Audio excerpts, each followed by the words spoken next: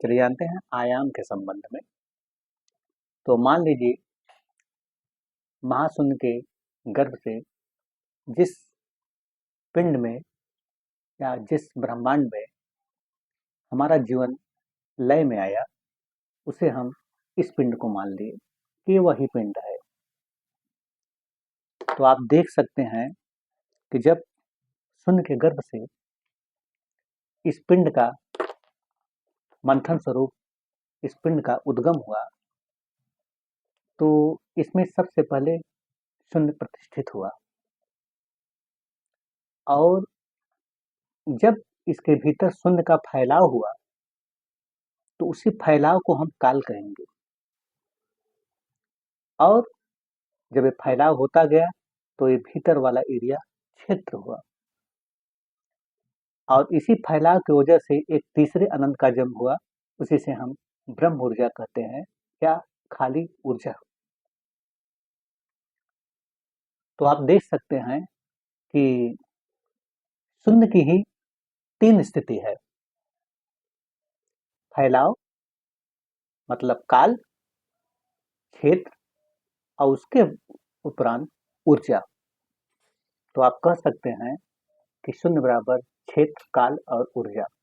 और यह तीनों अनंत है क्योंकि क्षेत्र भी अनंत है और यह फैलाव लगातार हो रहा है, इसलिए यह काल भी अनंत है और ऊर्जा भी अनंत है। तो इसे हम कह सकते हैं कि जीरो बराबर एस टी ई इन्फिनिटी या एस इन्फिनिटी टी इन्फिनिटी या इन्फिनिटी। तो यह पूरा ब्रह्मांड क्षेत्र, काल और ऊर्जा का ही परिणाम है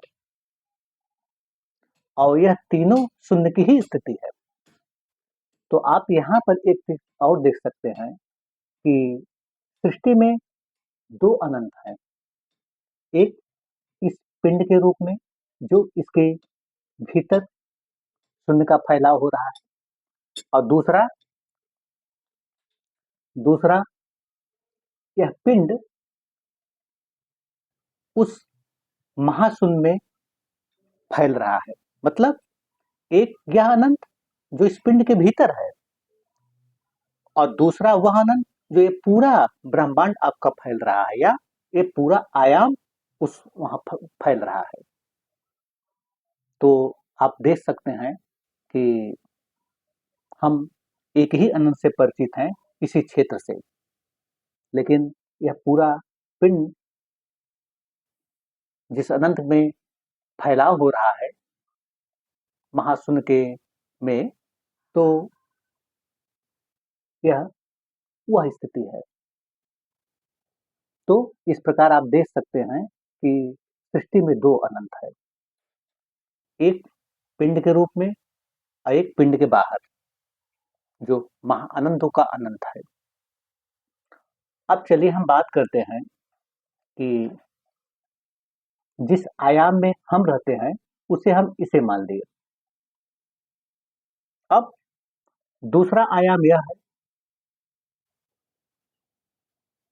कोई और ब्रह्मांड, तो इसका क्षेत्र, काल, ऊर्जा इससे भिन्न होगा। क्यों भिन्न होगा? क्योंकि मान लीजिए कि इस पिंड से महाशून्य के गर्भ में इस पिंड का उद्गम इससे पहले हुआ। अगर ये पहले हुआ तो निश्चय ही इसका क्षेत्र, काल और वह ऊर्जा इसमें भिन्न होगा।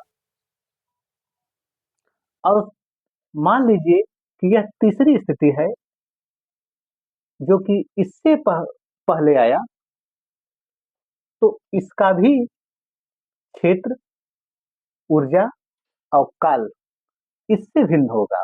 इसमें इसमें कोई समानता नहीं होगा। हाँ, तीनों में क्षेत्र, ऊर्जा और शून्य का फैलाव एक ही स्थिति है।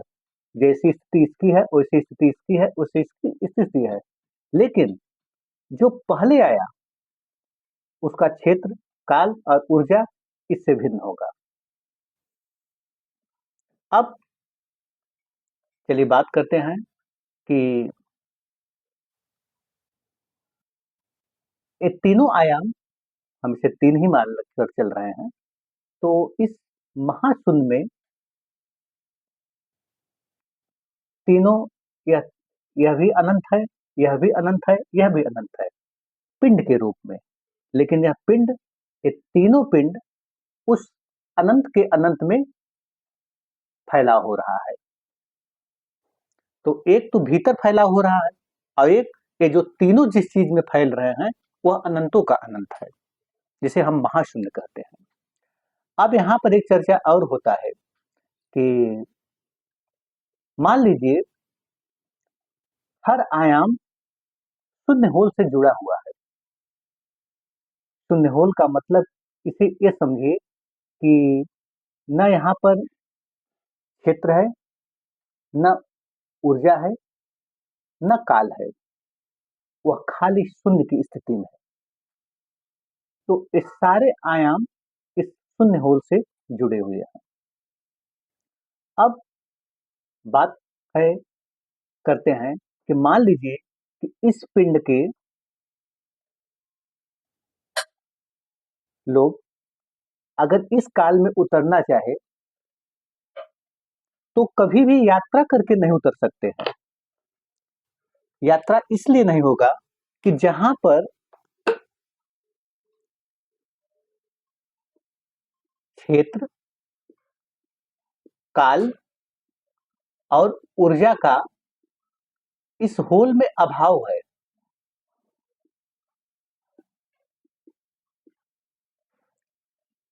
और जहां पर क्षेत्र, काल, ऊर्जा का अभाव है वहां पर कभी यात्रा नहीं हो सकती है।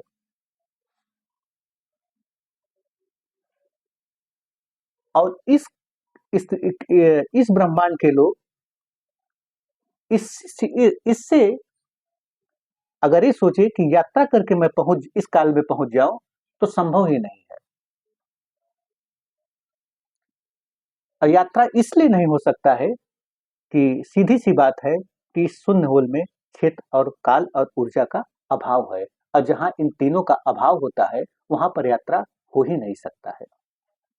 तब बात करते हैं तो फिर कैसे इस काल के लोग इस काल में कैसे उतर सकते हैं।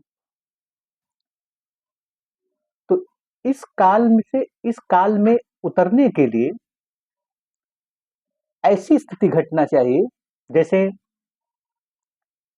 यह शून्य की ही तीन स्थिति है, क्षेत्र, काल और ऊर्जा। लेकिन जब वो फैलाव नहीं है तो आप कह सकते हैं कि क्षेत्र, काल, ऊर्जा वह एक ही है। क्या है? वो खाली शून्य के रूप में है। वह फैलाव की स्थिति में यदि न हो तो केवल यही एक स्थिति बचेगा। क्या? गर्भ, पिंड के रूप में वही गर्भ। अगर किसी साधक का या सिद्ध पुरुष का यह स्थिति हो जाए तो उस स्थिति में वह इस आयाम का दर्शन कर सकता है या इस काल को वह देख सकता है। और दूसरा चीज, यदि कोई यंत्र ऐसा खुल जाए, मनोजनित यंत्र, कि जिसमें सवार होकर बैठकर केवल यह भाव रखे कि वह इस काल से इस काल में उतर जाए, लेकिन उस पर यात्रा न हो। जैसे कि यहां से वह गायब हो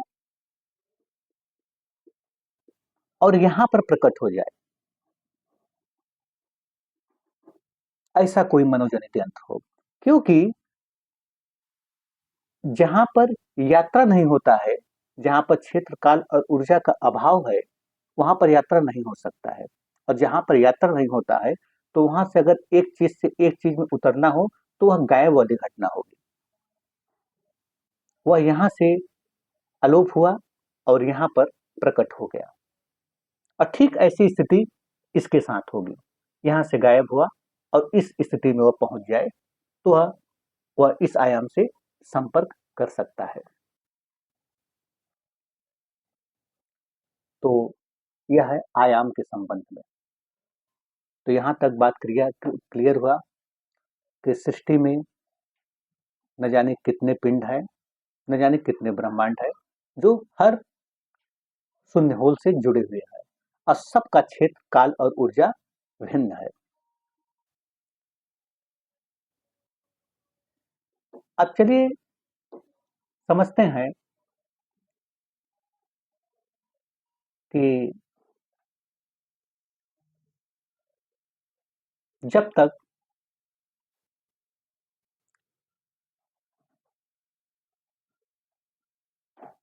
दर्शन में लोग भ्रमण करेंगे तो दर्शन का अर्थ केवल इतना ही होता है कि वह तुम्हें बोध करा दे कि जो मिला हुआ है वह पहले से ही मिला हुआ है, उसे पाना नहीं है, तुम उसमें मौजूद ही हो, सत्य ही तुम्हारा स्वरूप है।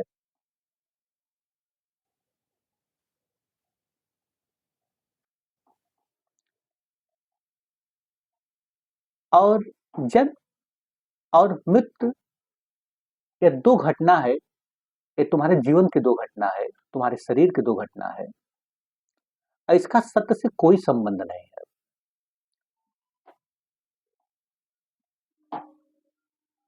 ना ही जन्म का संबंध है, ना ही मृत्यु का संबंध है। यह तुम्हारा अपना निजी घटना है। और मनुष्य के जीवन की जितनी भी घटनाएं हैं या जो भी घटनाएं या घटित हो रही है, उसका सत्य से कोई संबंध ही नहीं है।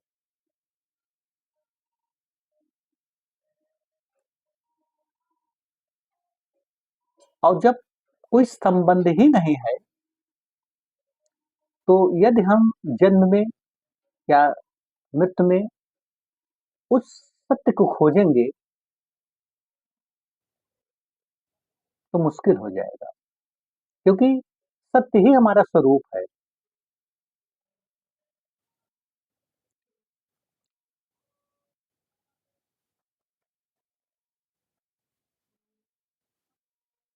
एक ही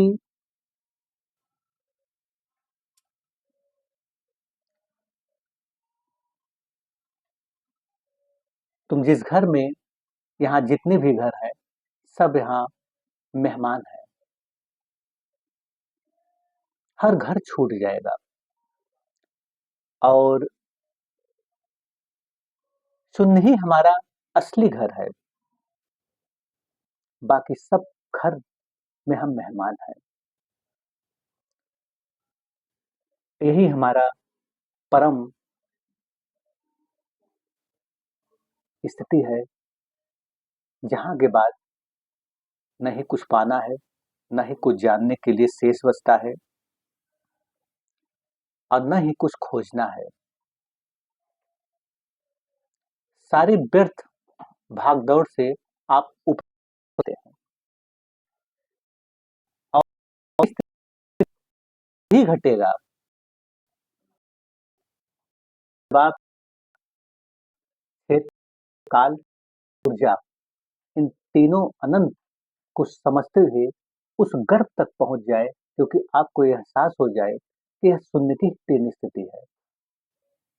और जिस क्षण वह स्थिति केवल वही स्थिति बचती है, तो फिर क्षेत्र और काल और ऊर्जा तीनों का इस शून्य में अलोप हो जाता है। और यही है वह परम स्थिति, जिसमें जिसका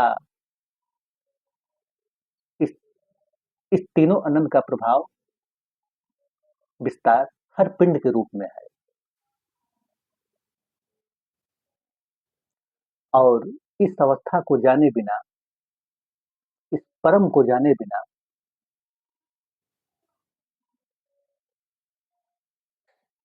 इस जीवन में विश्राम नहीं है। जब तक शून्य को नहीं जाना और शून्य में क्योंकि मौजूद, बस बोध ही होना काफी है। और जिस क्षण यह बोध होता है, उस दिन आप क्षेत्र, काल और ऊर्जा, इससे होते हुए, इससे गुजरते हुए आप अपने गर्भ में पहुंच जाते हैं। यही तुम्हारा परम स्थिति है।